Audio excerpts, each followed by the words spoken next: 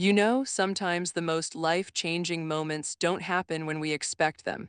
This is the story of a woman who thought she had lost everything, only to discover that fate had been quietly writing a different ending for her all along.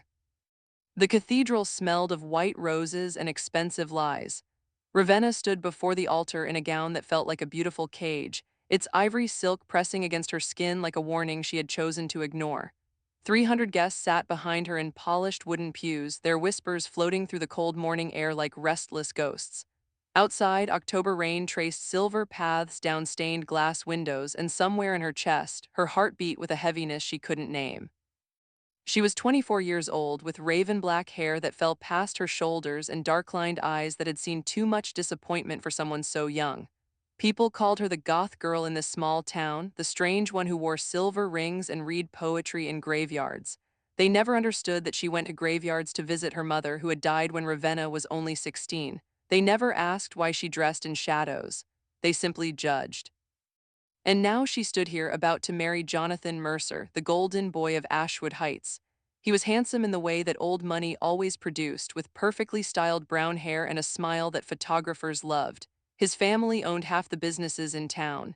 His mother sat in the front row, watching Ravenna with eyes that had never once held warmth. The Mercers had made it clear from the beginning that Ravenna was not their first choice. She was an orphan who worked at a bookshop. She had no inheritance, no connections, no polished family name. But Jonathan had chosen her. At least that was what she had believed. The priest's voice droned through the ceremony, speaking words about eternal love and sacred vows. Ravenna tried to focus, but something felt wrong.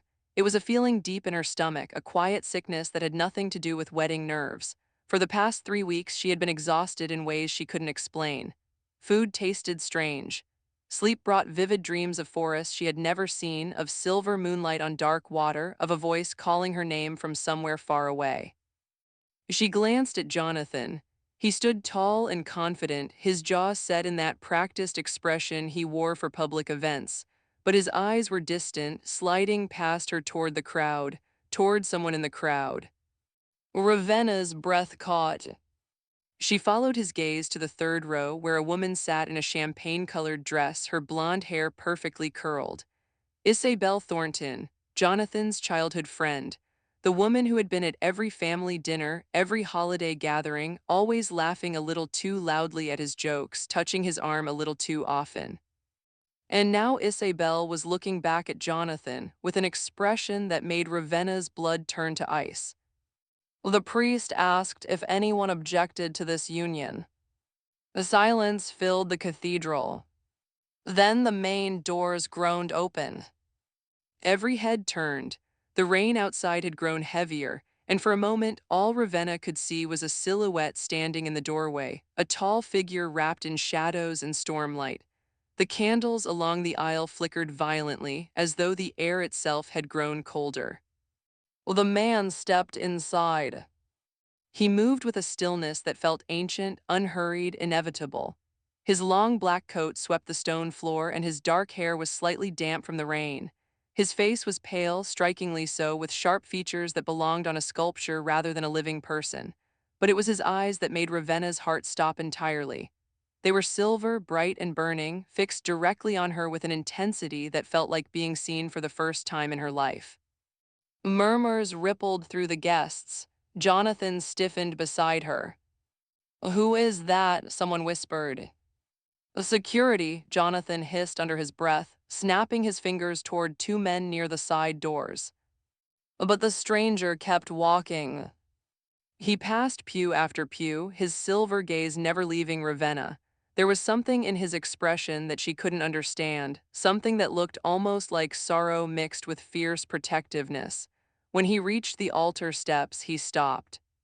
The silence was absolute.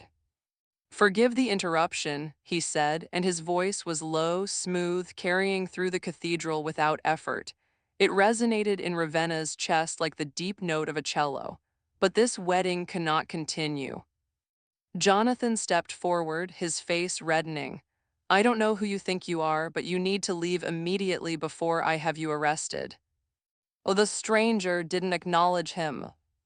Instead, he climbed the first step, then the second, until he stood close enough to Ravenna that she could smell rain and something older, something like pine forests and cold night air.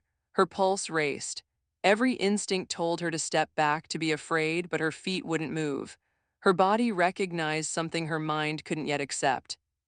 He looked at her with those impossible silver eyes, and his voice dropped to a whisper meant only for her. "You carry my child, Ravenna." The world fractured. The cathedral erupted into chaos. Jonathan was shouting. His mother was screaming for someone to call the police. Guests were rising from their seats in confusion and outrage, but Ravenna heard none of it. She was falling backward through memory, through the haze of a night 3 months ago that she had convinced herself was only a fever dream. A masquerade ball, a charity event she had been forced to attend as Jonathan's date. She remembered the weight of a black mask on her face, the way the music had pulled her toward the garden terrace. She remembered moonlight and a stranger with silver eyes who had found her crying alone by the fountain. He had asked why she was so sad on such a beautiful night. And she, foolish and lonely and desperate for someone to actually listen, had told him. She had told him everything. About her mother's death, about how Jonathan's family treated her like an embarrassment, about how she sometimes wondered if anyone in the world truly saw her, truly knew her, or if she was destined to be invisible forever. And the stranger had listened.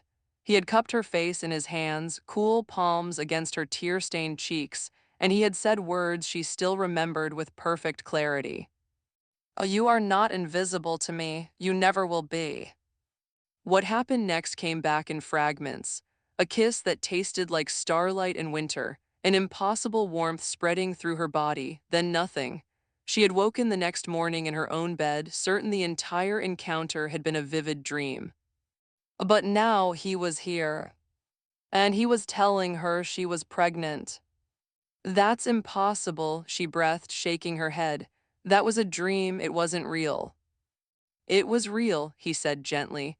"I am sorry I stayed away so long. There were circumstances beyond my control, but I have come for you now, Ravenna. You do not have to do this." He glanced toward Jonathan with barely concealed contempt. "You do not have to marry someone who does not love you." Jonathan grabbed Ravenna's arm. "This is insane. Ravenna, tell me who this man is right now." But before she could respond, Isabel Thornton stood up from her seat. "John," she said, her voice cutting through the noise. "John, stop, just stop." Everyone went quiet. Isabel walked into the aisle, her champagne dress catching the candlelight.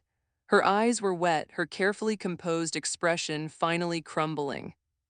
"I can't do this anymore," she said. "I can't watch you marry her when you spent last night in my bed, promising me that after the wedding you would leave her within a year." The gasps that followed were deafening. Ravenna's entire body went cold. She turned to Jonathan, searching his face for denial, for shock, for anything that would prove this was a mistake, but he was silent.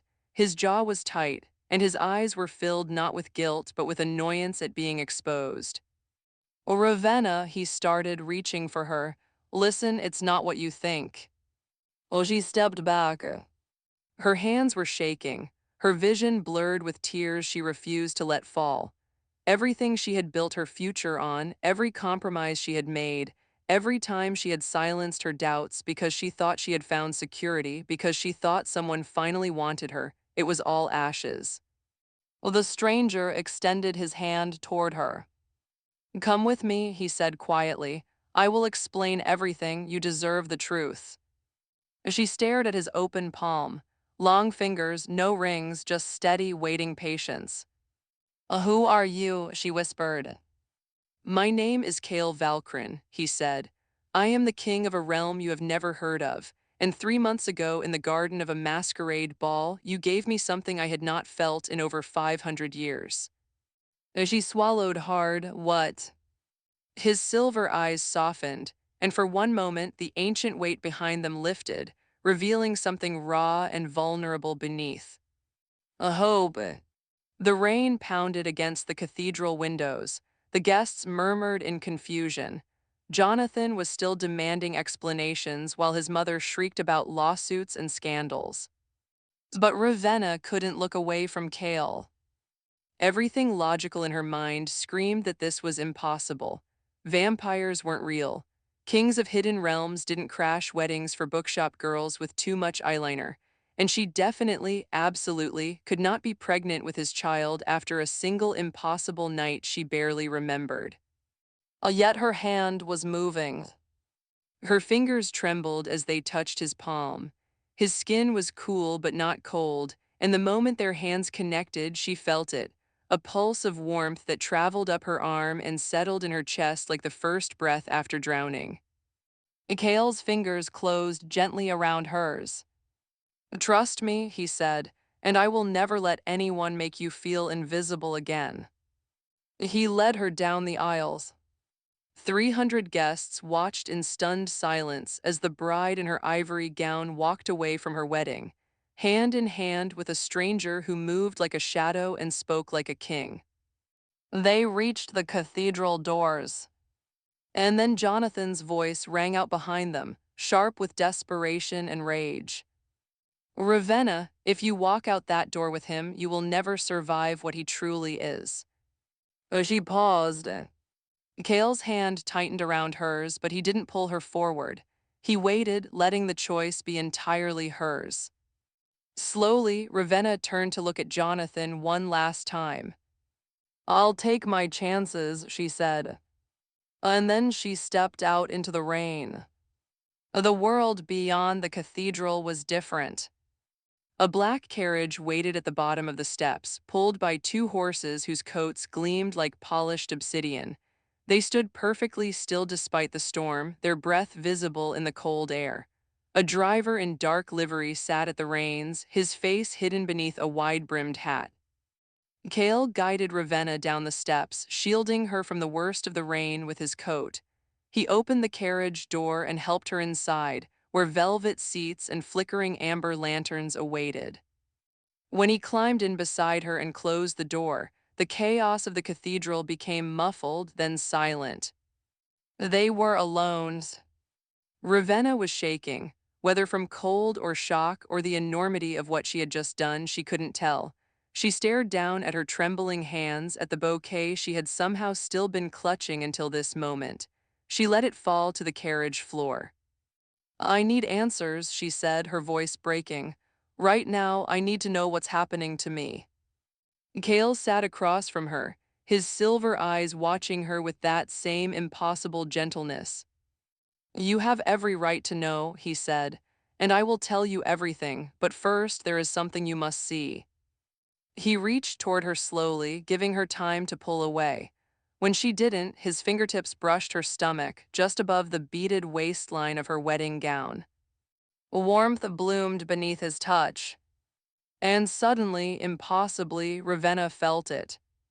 A flutter, tiny, barely there, but undeniably real. A life growing inside her, a heartbeat that wasn't hers. She looked up at Kale with wide, terrified eyes. "How is this possible?" she whispered. "Because," he said softly, "the child is both yours and mine, half human, half vampire, and there are forces in this world who will do anything to ensure it is never born." The carriage lurched into motion. Through the rain-streaked window, Ravenna watched the cathedral grow smaller and smaller until it vanished into the gray October mist. She had no idea where they were going. She had no idea what she had become. But somewhere deep inside her, beneath the fear and the confusion and the shattered pieces of everything she thought her life would be, something new was stirring. Something that felt, against all odds, like the first fragile spark of belonging. What would you do if everything you thought was impossible suddenly became your reality? Ravenna was about to learn that the world was far bigger, far older, and far more dangerous than she had ever imagined. The carriage traveled for what felt like hours, though Ravenna lost track of time somewhere between the rain-soaked streets of Ashwood Heights and the winding forest roads that swallowed them whole. Ancient trees pressed close on either side, their bare October branches reaching toward the gray sky like skeletal fingers. The world outside grew darker, quieter, until the only sounds were the rhythmic clatter of hooves and the whisper of wind through dead leaves. Ravenna sat in silence, her wedding gown pooling around her like a ghost of the life she had just abandoned. Her mind raced through everything that had happened, replaying the moment Jonathan's lies had been exposed, the moment Cale's hand had touched hers, the moment she had felt that impossible flutter of life beneath her heart. Oh, pregnant. She was pregnant with a vampire's child. The thought should have terrified her. Perhaps it did, somewhere beneath the layers of shock and exhaustion, but mixed with the fear was something else, something she couldn't quite name. It felt almost like relief, as though some deep part of her had been waiting her whole life for proof that the ordinary world wasn't all there was. Cale sat across from her, his silver eyes watching the passing trees through the rain-streaked window. He hadn't spoken since the carriage began moving, giving her space to process, to breathe. She studied his profile in the dim lantern light, the sharp line of his jaw, the quiet sorrow that seemed to live in the corners of his expression. He looked like a man carrying centuries of weight on his shoulders. "You said you would explain everything," Ravenna finally said, her voice hoarse. Well, he turned to face her, and the full intensity of his attention made her breath catch. "I did," he agreed, "and I will, but some truths are easier to show than to tell. We are almost there." "Almost where?" Instead of answering, Cale reached toward the window and traced a symbol on the fogged glass. The marking glowed silver for a brief moment, then faded. The world outside changed. One moment they were traveling through an ordinary autumn forest. The next, the trees parted to reveal something that shouldn't exist. A valley stretched before them, vast and impossibly green despite the October cold, as though spring had taken permanent residence in this hidden place. Mountains rose in the distance, their peaks dusted with snow that glittered like crushed diamonds, and at the center of the valley stood a castle. No, not a castle, a palace. It rose from the earth like a dark dream made solid, all black stone and silver spires that pierced the clouds. Towers climbed toward the sky at impossible angles, their windows glowing with warm amber light. Gardens surrounded the palace walls, filled with flowers that bloomed in colors Ravenna had never seen, deep purples and midnight blues and shimmering whites that seemed to pulse with their own inner luminescence. "Welcome to Valdris," Cale said quietly, "the kingdom of the Night Walkers, my home." Ravenna pressed her hand against the window, her breath fogging the glass. "This is real," she whispered. "This is actually real." "As real as the heartbeat growing inside you," Cale replied. "As real as the bond that formed between us 3 months ago, whether either of us intended it or not." The carriage passed through massive iron gates that opened without any visible mechanism. Guards in dark armor bowed as they entered, their movements precise and respectful. Ravenna caught glimpses of faces as they traveled up the winding road to the palace, pale figures watching from gardens and balconies and cobblestone streets. Their eyes reflected the lantern light like mirrors. They were all vampires, an entire kingdom of them. The carriage finally stopped before the palace's main entrance, where a set of stone steps led up to doors carved with intricate patterns of moons and stars. Cale stepped out first and offered his hand to help Ravenna descend. Her ivory gown was wrinkled and rain-dampened, completely out of place in this world of shadow and silver, but when her feet touched the ground, she felt something unexpected. The earth hummed beneath her. It was subtle, almost imperceptible, but she felt it all the same. A vibration, a welcome, as though the land itself recognized something inside her. "Do you feel it?" Cale asked, watching her face. "What is that?" "Valdris responds to those who carry ancient blood," he said. "The child within you shares my lineage, a lineage that stretches back to the very first of our kind. The kingdom senses its future heir." Before Ravenna could respond, the palace doors opened and a woman emerged. She was tall and elegant, with silver hair swept into an elaborate braided crown and eyes the color of pale amethyst. Her gown was deep burgundy, flowing around her like liquid shadow, and she moved with the same ancient grace that Cale possessed. But where Kale's expression was guarded, hers was openly curious, studying Ravenna with undisguised interest. So, the woman said, her voice musical and tinged with something that might have been amusement. This is the human who captured my brother's heart and threw our entire court into chaos. I must say I expected someone taller.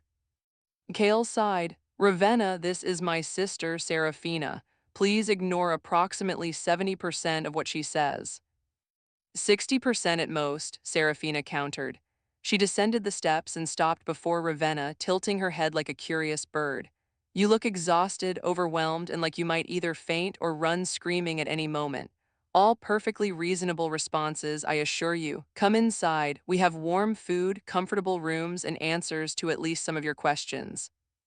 She turned and swept back up the stairs without waiting for a response. Ravenna looked at Kale. Your sister. One of three, he said, and for the first time since she had met him, a faint smile touched his lips. Serafina is the most approachable. The other two are complicated. Complicated how?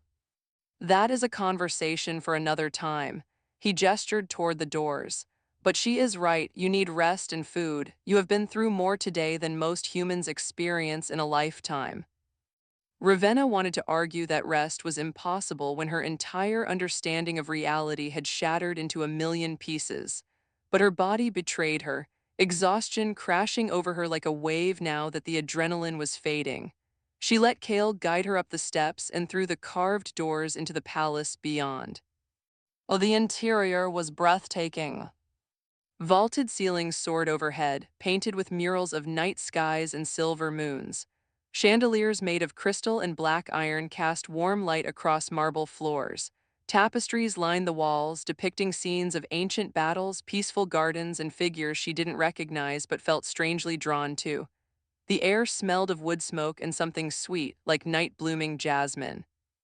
Servants moved quietly through the halls, offering small bows as Kale passed. They looked at Ravenna with expressions ranging from curiosity to concern to something that might have been hope. She wondered what they saw when they looked at her. A human in a ruined wedding gown, an outsider who didn't belong. Or perhaps something else entirely. Serafina led them through winding corridors and up a spiraling staircase until they reached a set of double doors inlaid with silver filigree. She pushed them open to reveal a suite of rooms that took Ravenna's breath away. A massive four-poster bed dominated one wall, draped in deep blue velvet. A fireplace crackled with welcoming flames. Windows looked out over the palace gardens, where those strange glowing flowers swayed in a breeze that seemed to exist only for them. These will be your chambers, Serafina said. My brother's rooms are in the adjacent wing, close enough to reach if you need him, far enough to give you privacy. Clothing has been prepared in the wardrobe. A bath has been drawn in the adjoining room, and I have personally threatened the kitchen staff into preparing something edible for human consumption. Ravenna blinked. You threatened them. Our cooks rarely work with mortal food, Serafina explained. Their usual specialties are not to your dietary requirements, but I assure you the meal waiting for you is entirely normal. Bread, soup, fruit, nothing alarming. Well, thank you, Ravenna said, and she meant it. Serafina's expression softened slightly. You may not believe this yet, but you are welcome here, more welcome than you know. She glanced at her brother. I will leave you to explain. Do not take too long. She needs sleep, and you need to address the council before rumors spread further than they already have. She departed with a sweep of burgundy silk, closing the doors behind her. The silence settled over the room. Ravenna walked slowly toward the fireplace, drawn to its warmth. She stood before the flames, watching them dance, feeling the heat soak into her chilled skin. Behind her, she heard Kale move to one of the windows. Ask me, he said quietly, whatever you need to know. She turned to face him. The firelight cast shifting shadows across his features, making him look both ancient and strangely vulnerable. Why did you leave? She asked, and her voice cracked on the words. That night at the masquerade, you made me feel seen for the first time in years. You made me feel like I mattered, and then you vanished. For 3 months, I thought I had imagined you. I thought I was going crazy. Kale closed his eyes and pain flickered across his face. I did not want to leave, he said. You must believe that night in the garden when you told me about your loneliness, your grief, the way the world seemed determined to overlook you, I recognized something in you, something I had felt for centuries. He opened his eyes and met her gaze. I was drawn to you in a way I cannot fully explain, and when we kissed, when our souls touched, I felt something I had not felt since before I became what I am. Oh, what? Connection, he said simply. True, genuine connection. Not because of my crown or my power, but because of who I am beneath all of it. He crossed the room and stood before her, close enough that she could see the silver striations in his irises, like cracks of moonlight through storm clouds. But when I returned to Valdris that night, I discovered that my kingdom was under attack. A faction of ancient vampires called the Obsidian Court had been waiting for me to leave so they could strike. They wanted my throne. They wanted my bloodline extinguished forever. For 3 months, I fought to protect my people, to push back an enemy that nearly destroyed everything I had built over 500 years. Ravenna's anger faltered. You were at war, she said. A war I nearly lost, Kale admitted. There were moments when I was certain I would not survive, but in the darkest hours when hope seemed impossible, I thought of you. I thought of your laugh when I said something that surprised you. I thought of the way moonlight looked in your dark hair. I thought of the promise I made to myself that night that if I survived, I would find you again. His hand rose slowly, giving her time to pull away. When she didn't, his fingers brushed her cheek, cool against her flushed skin. And then 1 week ago, I felt it, he continued. A pulse of new life connected to my bloodline. I realized what had happened between us that night, what our bond had created, and I knew I could not stay away any longer, no matter the cost. Ravenna's hand moved instinctively to her stomach. Oh, the baby, she whispered.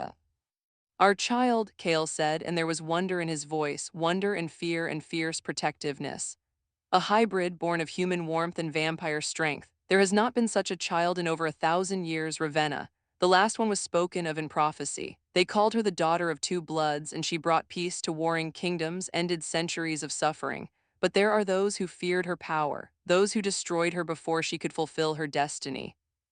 A chill ran down Ravenna's spine. Destroyed her. Kale nodded gravely. The Obsidian Court believes that any child born of mixed blood is an abomination, a threat to their vision of vampire purity.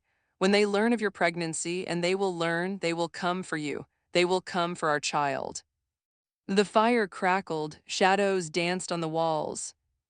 Ravenna should have been terrified. She should have been screaming, demanding to be returned to her ordinary life, even if that life had been built on lies and loneliness. But instead, she felt something unexpected rising in her chest. Determination. She had spent her entire life being overlooked, underestimated, dismissed. She had let Jonathan's family make her feel small. She had accepted crumbs of affection because she didn't believe she deserved more. But now, standing in this impossible palace, carrying an impossible child, facing an impossible enemy, she finally understood what she had been waiting for. A reason to fight. Then we protect the baby, she said, and her voice was steadier than she expected. We protect our child no matter what comes. Kale stared at her and something shifted in his silver eyes. It was admiration, she realized. Admiration and something deeper, something that made her heart beat faster. You are remarkable, he said quietly. Do you know that? Before she could respond, the doors burst open. Serafina stood in the doorway, her face pale, her usual composure completely shattered. Kale, she gasped, the council chamber, you need to come now. What has happened? A message, Serafina said. From the Obsidian Court, they know about the child, they know about Ravenna. She swallowed hard. And they have issued an ultimatum. Either you surrender the human and the unborn hybrid to them by the next full moon, or they will burn Valdris to the ground and kill every soul within its walls. The color drained from Kale's face. Oh, that gives us 3 days. Oh, yes, Serafina whispered, 3 days. Ravenna's hand found Kale's and she squeezed it tightly. He looked at her, and in that moment, despite the terror crashing over them both, something passed between them. A silent vow, a promise. Whatever came next, they would face it together. But as they hurried from the room toward the council chamber, Ravenna couldn't shake the feeling that something was watching them. Something cold, something patient. Something that had been waiting for this moment for a very, very long time. And in the shadows of the palace corridor, just beyond the reach of the lantern light, a figure smiled. The game had only just begun. Sometimes the truth we spend our whole lives running from is the very thing that was meant to save us. Ravenna was about to discover that her past was never what she believed, and that the mother she had mourned for 8 years had left behind secrets that would change everything. The council chamber was carved from obsidian and moonstone, a massive circular room that seemed to exist outside of time itself. 12 chairs formed a crescent around a raised platform, each one occupied by a vampire whose age pressed against Ravenna's senses like the weight of mountains. These were not ordinary creatures of the night. These were the elders, beings who had watched human civilizations rise and crumble like sandcastles against the tide of centuries. Ravenna stood beside Kale on the central platform, painfully aware of her ruined wedding gown and the vulnerability it represented. The elders studied her with expressions ranging from cold curiosity to barely concealed hostility. She could feel their judgment pressing against her skin, and she understood with perfect clarity that to most of them she was nothing more than a complication, a human problem that threatened the safety of their entire kingdom. The oldest among them sat at the center of the crescent. His name was Aldrich, and he looked like death itself had been given form and dressed in velvet robes. His skin was thin as paper, stretched over bones that seemed too sharp to be real. His eyes were completely black without whites or pupils, just endless pools of darkness that reflected nothing. So, Aldrich said, and his voice cracked like ice breaking over a frozen lake. This is the human who has brought the obsidian court to our doorstep. This is the vessel carrying the abomination. Kale stepped forward, his silver eyes blazing. You will not use that word in reference to my child. I am your king, Aldrich, and you will remember your place. My place, Aldrich repeated, and something that might have been amusement flickered across his ancient face. I held this seat before your grandfather was born, boy. I have watched 17 kings rise and fall. Do not lecture me about my place. The tension in the chamber thickened. Several of the elders shifted uncomfortably in their chairs, caught between loyalty to their king and respect for the creature who had witnessed more history than any of them could comprehend. A woman seated to Aldrich's right raised her hand. She was younger than the others, perhaps only 300 years old, with copper hair and eyes the color of autumn leaves. Her name was Miriam, and unlike the others, she looked at Ravenna with something approaching compassion. Perhaps, Miriam said carefully, we should hear from the human herself before we pass judgment. She is, after all, the one whose fate we are deciding. The other elders murmured among themselves. Aldrich's black eyes fixed on Ravenna, and she felt as though he was looking straight through her physical form to examine whatever lay beneath.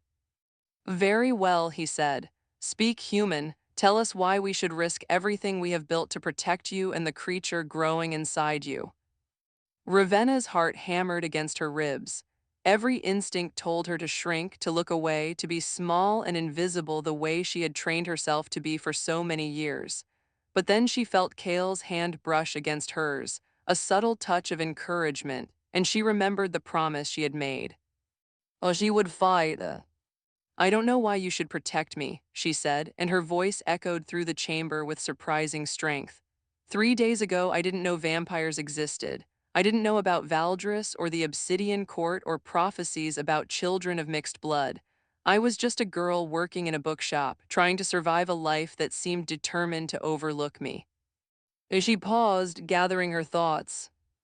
But I know this. I know that the child inside me didn't ask to be created. I know that whatever power or destiny they might carry, they are innocent. And I know that surrendering them to people who want to destroy them simply for existing is something I will never do, not as long as I have breath in my body. The silence fell over the council. Aldrich leaned forward, his black eyes narrowing. "Pretty words," he said, "but words do not stop armies. The Obsidian Court commands forces we cannot match. If they attack in 3 days, our walls will fall, our people will die, and your child will be taken regardless of your defiance." "Then help me find another way," Ravenna said. "There has to be something we can do. Some defense, some alliance, something that can turn the tide." The elders exchanged glances. Several of them shook their heads. But Miriam leaned forward, her autumn eyes suddenly bright with an idea that seemed to both excite and terrify her. "Oh, there might be something," she said slowly, "but it is dangerous, more dangerous than anything we have attempted in centuries." Mikhail turned to her. "What are you suggesting?" Miriam hesitated, then spoke words that sent a ripple of shock through the entire chamber. "The ritual of awakening." Several elders gasped. Aldrich's ancient face twisted with something that might have been fear. "Absolutely not," he snapped. "That ritual has been forbidden for 1,000 years. The last time it was performed, it nearly tore the veil between worlds apart." "What is the ritual of awakening?" Ravenna asked. Miriam rose from her chair and descended the steps of the crescent until she stood before Ravenna. Up close, her eyes held depths of knowledge that made Ravenna's head spin. "When a human carries a child of mixed blood," Miriam explained, "the pregnancy creates a unique connection between worlds. The child exists in both realms simultaneously, drawing power from both human warmth and vampire shadow. The ritual of awakening allows the mother to access that power temporarily, to channel the combined strength of both bloodlines through her own body." Ravenna's hand moved instinctively to her stomach. "Oh, you want me to use my baby as a weapon?" "Not as a weapon," Miriam said gently. "As a bridge, the ritual would not harm the child. It would simply allow you to touch the power that already exists within you both, power that has been sleeping, waiting for the right moment to emerge." Mikhail stepped forward, his expression troubled. "Why has this ritual been forbidden?" he asked. "What happened the last time it was performed?" Miriam exchanged a glance with Aldrich. The ancient vampire's black eyes held a warning, but after a long moment he nodded reluctantly. "The last time the ritual was performed," Miriam said, "the mother was not prepared for the power she received. It overwhelmed her. She lost control, and the energy she released nearly destroyed the barrier between our world and the realm of pure shadow. Thousands died before the elders of that era managed to contain the damage." Ravenna felt cold fear wash over her. "And you think I can do better?" "I think you might not have a choice," Miriam said. "The Obsidian Court is coming. Without the ritual, we have no hope of standing against them. With it, we have a chance, however small." The chamber erupted into argument. Elders shouted over each other, some demanding that Ravenna be surrendered immediately, others insisting that the ritual was their only option. Kale tried to restore order, his voice rising above the chaos. But Ravenna wasn't listening anymore. Because something strange was happening. A warmth was spreading through her body, starting in her chest and radiating outward like ripples in a pond. It felt familiar somehow, like a half-remembered dream or a song she had known as a child but had long forgotten. Her vision blurred, and for a moment the council chamber faded, replaced by something else entirely. She saw a woman standing in a garden filled with night-blooming flowers. The woman had dark hair like Ravenna's, but her eyes were silver. She wore a flowing white dress that seemed to shimmer with its own inner light. And she was singing, a lullaby that Ravenna knew with absolute certainty she had heard before. The woman turned, and Ravenna's heart shattered. It was her mother. Alina Blackwood, who had died of a mysterious illness when Ravenna was 16, was standing before her, young and beautiful and very much alive. But that was impossible. Ravenna had held her mother's hand as she took her last breath. She had watched them lower the coffin into the ground. "My darling girl," Alina said, and her voice echoed as though traveling across vast distances. I am so sorry I left you. I am so sorry I couldn't tell you the truth. Mom, Ravenna whispered, how is this possible? I don't have much time, Alina said, her form flickering like a candle in the wind. The child within you is awakening my blood in your veins, allowing me to reach you one final time. Listen carefully, Ravenna. Everything I told you about our family was a lie. I wasn't human. I was a vampire born in Valdris over 400 years ago.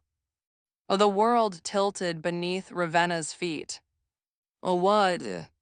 I was a noblewoman of the Valdris court, Alina continued, speaking quickly now. I served the royal family for centuries, but when I fell in love with your father, a human man who wandered into our realm by accident, I knew I had to make a choice. The Council forbade relationships between vampires and humans. They demanded that I end the affair. Tears streamed down Alina's translucent cheeks. I couldn't do it. I loved him too much. So I performed a forbidden ritual on myself, one that stripped away my immortality and made me human. I left Valdris forever, married your father, and tried to build a normal life. But the transformation came with a cost. Without my vampire essence to sustain me, my body began to fail. By the time I was 40, I was dying. Ravenna was sobbing now, though she could barely feel the tears on her face. Why didn't you tell me? Because I wanted to protect you, Alina said. I thought if you never knew about the vampire world, you would be safe from it, but I was wrong. The blood doesn't forget, Ravenna. My power, my heritage, it passed to you, sleeping in your veins, waiting for something strong enough to wake it. Alina's form flickered more violently. The child you carry is that catalyst. Your baby is not just a hybrid of human and vampire. It is a child of three bloodlines, your father's humanity, Kale's royal lineage, and my ancient power. When the ritual is performed, you will have access to abilities that no vampire has possessed in a millennium. But you must be careful. The Obsidian Court knows what you truly are. Their leader, a creature named Valdros, he was the one who reported my relationship to the Council 400 years ago. He has been waiting for the day when my bloodline would resurface.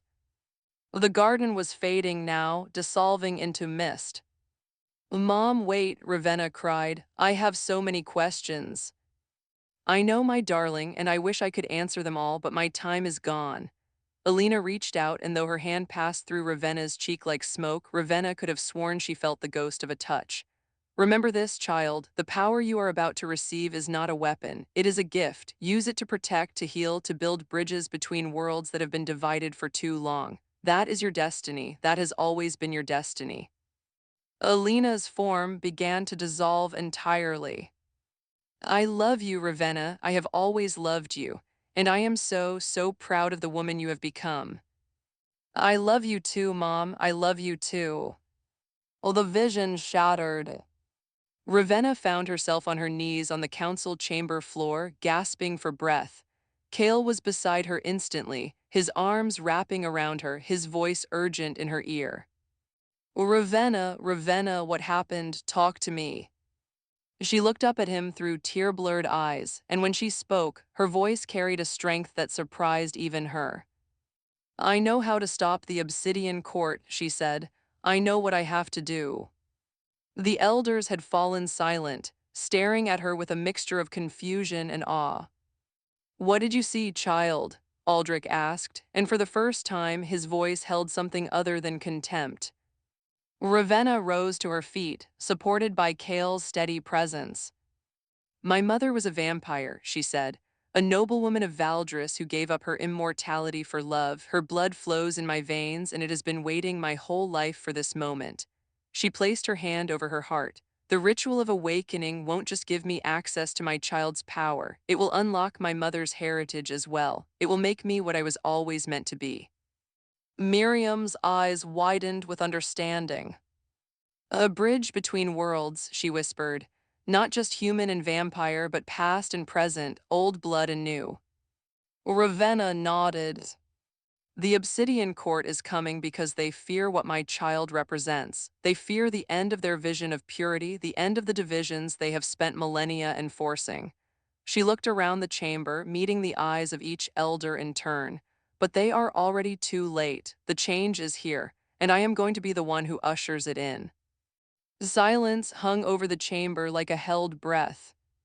Then Aldrich did something that made every other elder gasp with shock. He rose from his chair, descended the steps of the crescent, and knelt before Ravenna.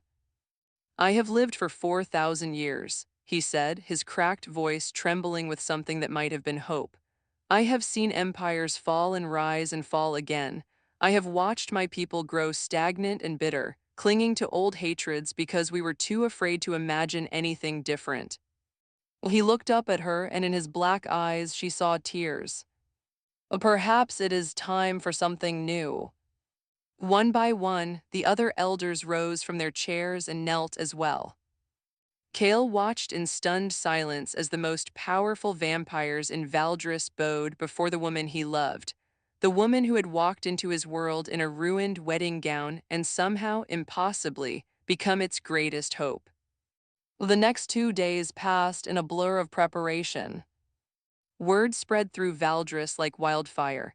The human carrying the king's child was not merely human at all, but the daughter of Alina Valdris, a noblewoman whose love story had become legend in the centuries since her disappearance. Vampires who had viewed Ravenna with suspicion now looked at her with wonder. Children left flowers outside her chamber door. Warriors pledged their swords to her protection. But there was no time to dwell on her newfound status. The Obsidian Court was coming, and they had to be ready. Miriam worked tirelessly to prepare the ritual of awakening. Ancient texts were consulted, forgotten artifacts retrieved from vaults that hadn't been opened in centuries. The ritual required a sacred space, a circle of stones that had stood in the heart of Valdris since before the kingdom had a name. Ravenna trained with Seraphina, learning to sense the vampire blood that had always been dormant within her. It was strange at first, like trying to flex a muscle she didn't know she had. But gradually she began to feel it, a cool current flowing alongside her human warmth, a shadow that danced with her light. "You are learning faster than anyone expected," Seraphina said during one of their sessions. "Most vampires take decades to develop control over their abilities. You are accomplishing in hours what took me 50 years." Ravenna smiled wearily. "I don't have 50 years, I have about 36 hours. "Then we had better make them count." Cale was constantly at her side, though his duties as king often pulled him away to coordinate defenses and rally their forces. But whenever he could steal a moment, he was there, holding her hand, whispering encouragement, looking at her with those silver eyes that made her feel like the most precious thing in any world. On the night before the full moon, they stood together on a balcony overlooking the palace gardens. The sky was clear, and stars blazed overhead with an intensity that Ravenna had never seen in the mortal realm. "Are you afraid?" Cale asked quietly. Ravenna considered the question. "Yes," she admitted, "I'm terrified, but I'm also something else, something I haven't felt in a very long time." "What?" She turned to face him, and in the starlight, her dark eyes held new depths, shadows of silver that hadn't been there before. "Ready," she said. "For the first time in my life, I feel like I'm exactly where I'm supposed to be, doing exactly what I was born to do." Cale cupped her face in his hands, his cool palms gentle against her cheeks. "Whatever happens tomorrow," he said, "I want you to know that meeting you was the greatest gift of my existence. You have given me something I thought I had lost forever." "What?" He smiled, and it transformed his face, melting away the centuries of weariness and revealing the man beneath the crown. "Faith," he said simply, "faith that the future can be better than the past." He kissed her then, soft and slow and full of promise. And Ravenna kissed him back, pouring into it all the gratitude and hope and love that had grown between them in such a short, impossible time. When they finally parted, she rested her forehead against his. "I love you," she whispered. "I know it's fast. I know we've only really known each other for 3 days, but I love you, Cale Valdris, and I will fight with everything I have to build a life with you. And our child," he added, his hand moving to rest against her stomach. "And our child." They stood together in the starlight until dawn began to paint the sky, two souls from different worlds, bound by something stronger than blood or circumstance. Bound by choice.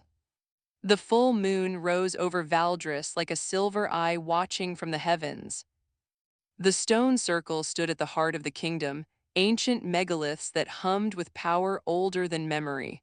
Torches had been lit around the perimeter, their flames casting dancing shadows across the gathered crowd. Every vampire in Valdris had come to witness the ritual, from the lowliest servant to the mightiest elder. Ravenna stood at the center of the circle, dressed in a gown of midnight blue that Serafina had insisted she wear. Her dark hair was unbound, flowing past her shoulders like a river of shadow. The child within her had grown quiet as though waiting, listening.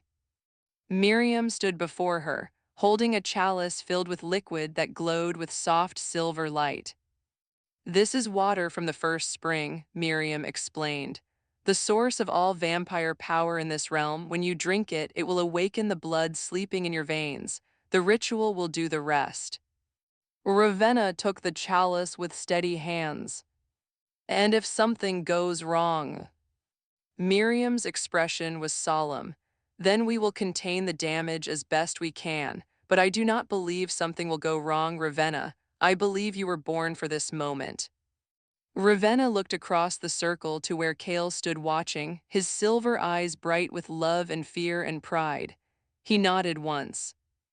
She raised the chalice to her lips and drank. The liquid was cold, so cold it burned, sliding down her throat like liquid starlight. For a moment, nothing happened.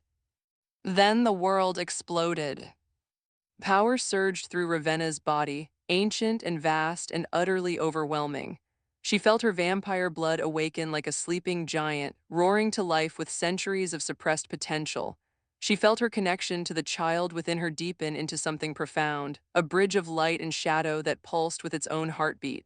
And she felt something else, something completely unexpected. Her mother's presence. Alina was there not as a vision or a ghost, but as a warmth wrapped around Ravenna's soul, guiding her, steadying her, helping her navigate the torrent of power that threatened to sweep her away. "I'm here, my darling," Alina's voice whispered in her mind. "I will always be here." Ravenna threw her head back and screamed, but it was not a scream of pain. It was a release, a transformation, a rebirth. Light erupted from her body, blinding silver radiance that illuminated the entire kingdom. The stone circle trembled, the ground shook. And then, as suddenly as it had begun, it was over.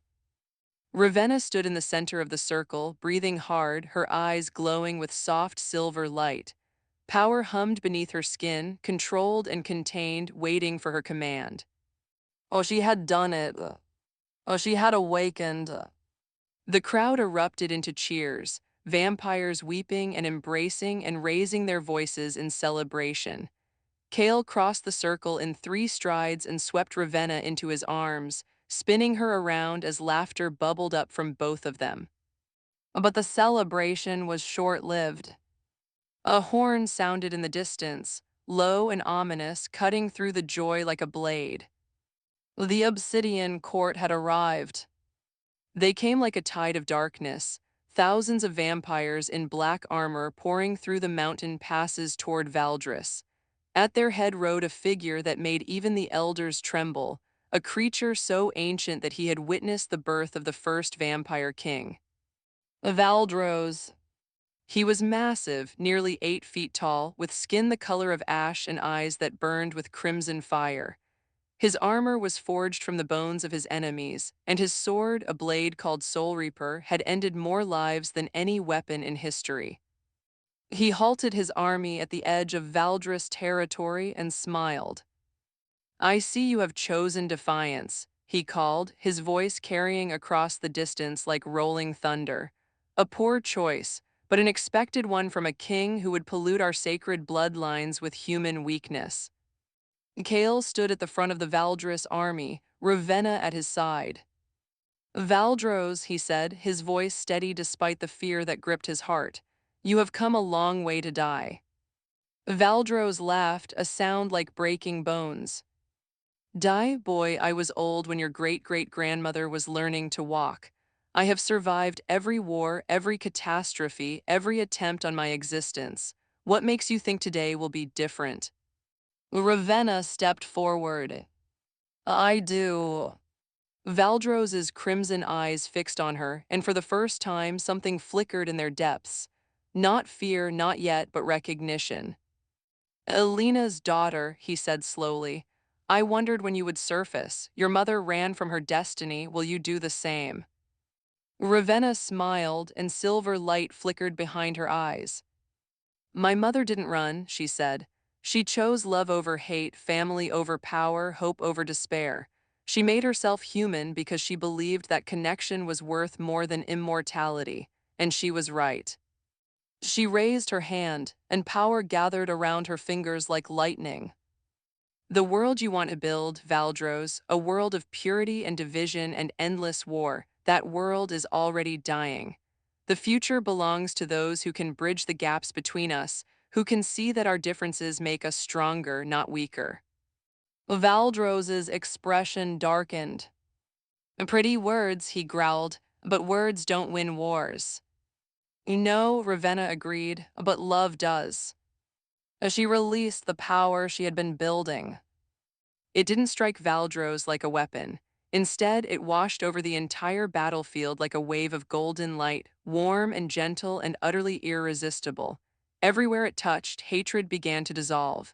Soldiers who had been poised to kill found themselves lowering their weapons. Vampires who had spent centuries nursing grievances felt old wounds begin to heal. Because Ravenna's power wasn't destruction, it was connection. Her mother's gift, refined through 400 years of sleeping blood and awakened by the child of prophecy growing in her womb, was the ability to remind people of what they had forgotten, that they were not so different from each other, that beneath the armor and the ideology and the centuries of war, they all wanted the same things. Love, family, homes. Valdros staggered as the light touched him, his crimson eyes flickering with confusion and something that might have been pain. Oh, what are you doing to me? He demanded. What is this? Ravenna walked toward him, her gown trailing across the battlefield like a banner of peace. I'm showing you what you've spent so long trying to destroy, she said gently. I'm showing you the truth. She reached out and placed her hand against his armored chest. And Valdros saw. He saw Elena as a young vampire, laughing in the gardens of Valdris, full of life and hope. He saw her fall in love with a human man, saw the joy in her eyes when she discovered she was pregnant.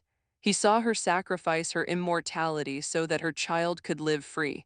He saw the centuries he had wasted nursing hatred for a world that had only ever wanted to include him. He saw what he could have been if he had chosen love instead of fear.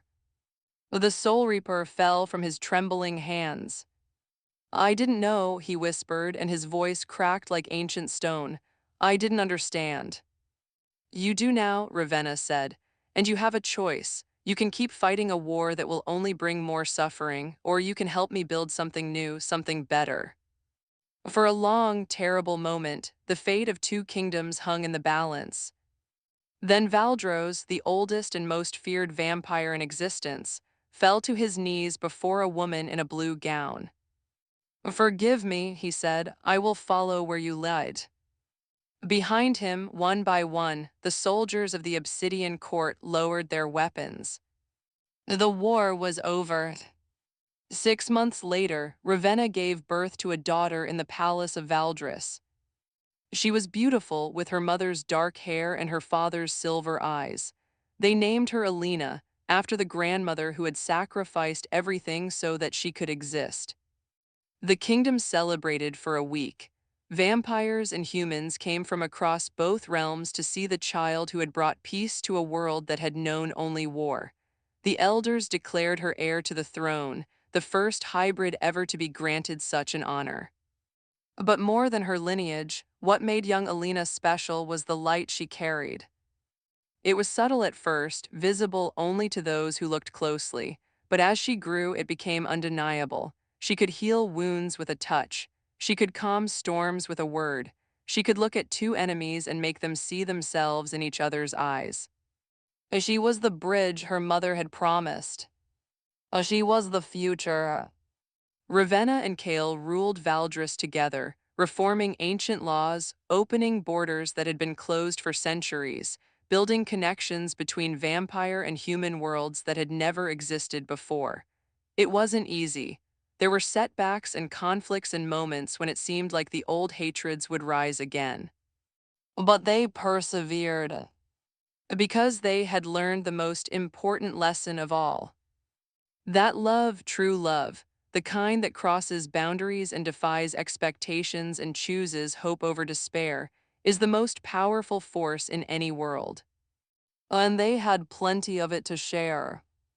On a spring evening many years later, Ravenna stood on the same balcony where Kale had first told her he loved her. The kingdom stretched out below, peaceful and prosperous, filled with the laughter of children who would never know war. Kale joined her, wrapping his arms around her waist. "What are you thinking about?" he asked.